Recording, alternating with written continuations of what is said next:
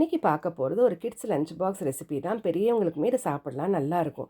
ஒரு ஸ்பூன் எண்ணெயில் கடுகும் ஜீரகமும் பொடியாக நறுக்கின பச்சை மிளகாவும் தாளிச்சிட்டு கொஞ்சம் பொடியாக நறுக்கின வெங்காயமும் வதக்கிக்கோங்க. வதங்கின உடனே 2 உருளைக்கிழங்கு வேக வச்சு தோல் எடுத்து மசிச்சதை சேர்த்துட்டு மஞ்சள் தூள், உப்பு, சிகப்பு மிளகாத்தூள், கரம் மசாலா, பொடியாக நறுக்கின கொத்தமல்லியும் சேர்த்து நல்லா கலந்து விட்டுருங்க.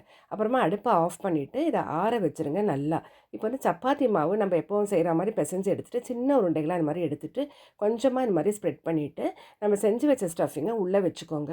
ஸ்டஃபிங் வந்து உங்களுக்கு நல்லா ட்ரையாக இருக்கணும். கொஞ்சம் ஈரமாக இருந்ததுன்னா உங்களுக்கு செய்ய வராது. இந்த மாதிரி உள்ளே வச்சு நல்லா டைட்டாக மூடிடுங்க திறந்துக்காரபடிக்கு. அப்புறம் கொஞ்சம் காஞ்ச மாவில் இந்த மாதிரி போட்டு எடுத்துகிட்டு சின்ன சைஸாக ஸ்ப்ரெட் பண்ணிக்கோங்க, பூரி சைஸுக்கு. இப்போ எண்ணெய் நல்லா காஞ்ச உடனே அதில் போட்டு 2 பக்கமும் திருப்பி போட்டு கொடுங்க. நல்லா இந்த மாதிரி உப்பி வரும். நல்லா ப்ரௌன் கலர் ஆனோன்னு எடுத்துகிட்டு கொஞ்சம் ஆற வச்சுட்டு பாக்ஸில் பேக் பண்ணுங்கள்.